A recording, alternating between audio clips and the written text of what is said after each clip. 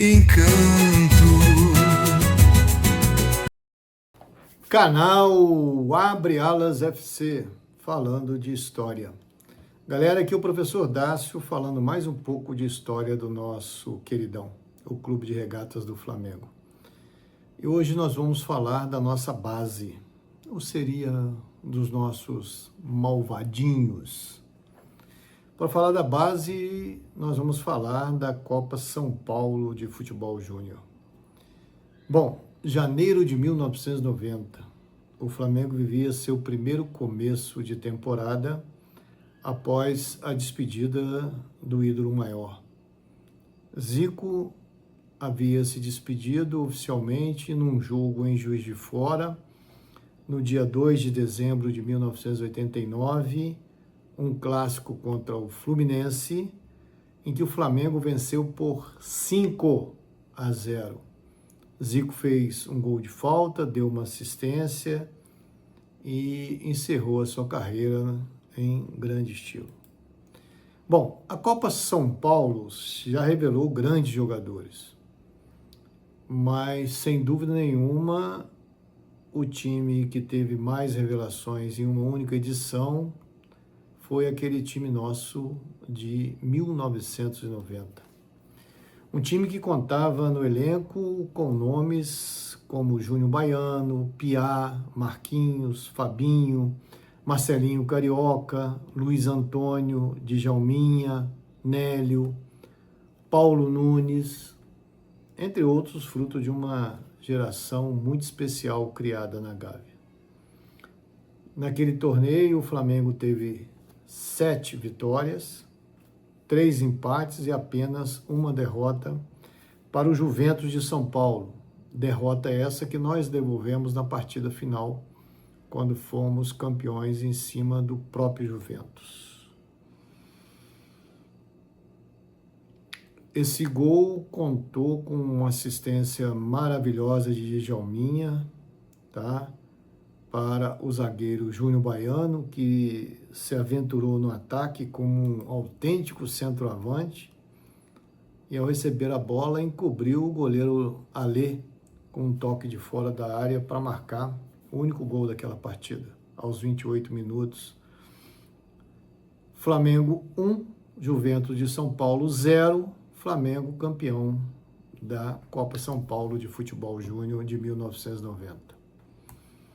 Copinha essa que teve resultados bastante expressivos, por exemplo, um 3-0 no Internacional e um 7-1 no Corinthians.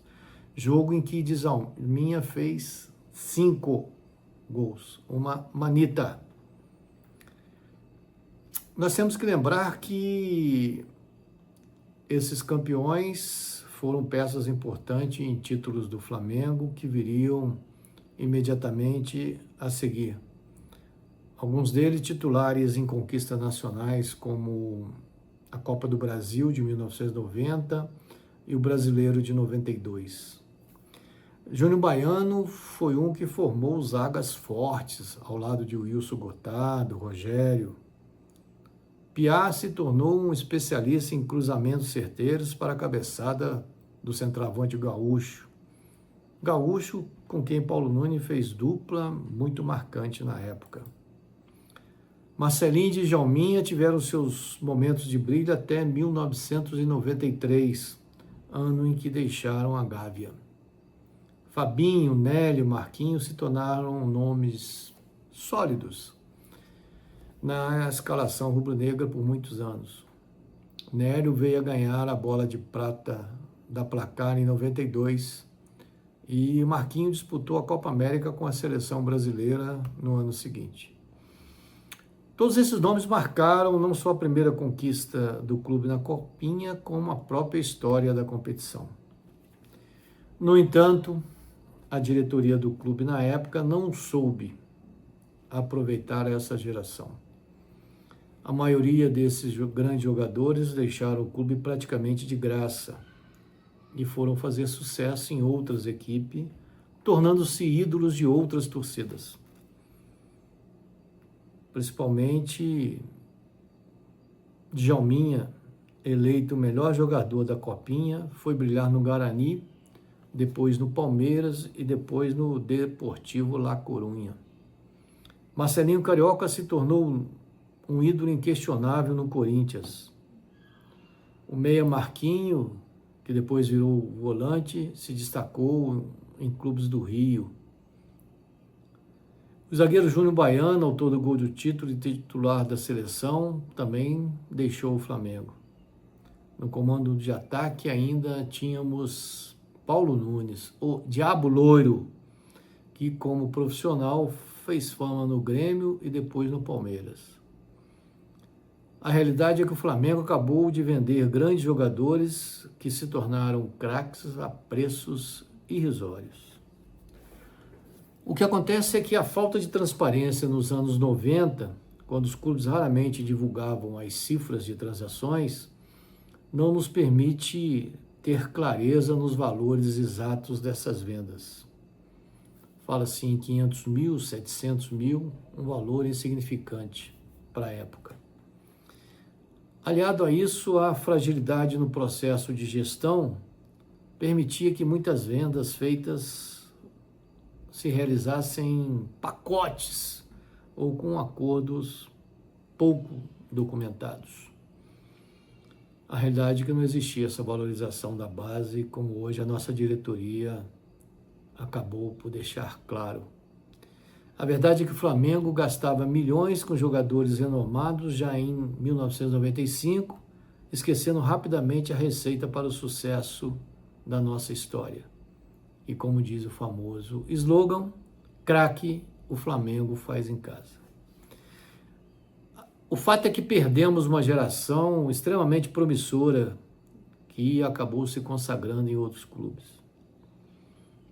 Um triste episódio da gestão Luiz Augusto Velosa, que se juntou na história a Antônio Augusto Dunche de Abrantes, o pai.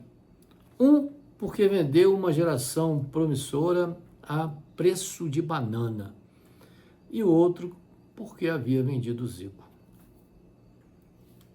São os nossos dirigentes do passado. Galera, por favor, não esqueçam de deixar o like e compartilhar esse vídeo. Fica o convite para estarmos juntos toda terça-feira no Arena, o programa onde o chat define o tema. Canal Abre Alas FC, o esporte é nosso manto, o chat, a nossa nação. Flaudações. Abre alas com história e coração.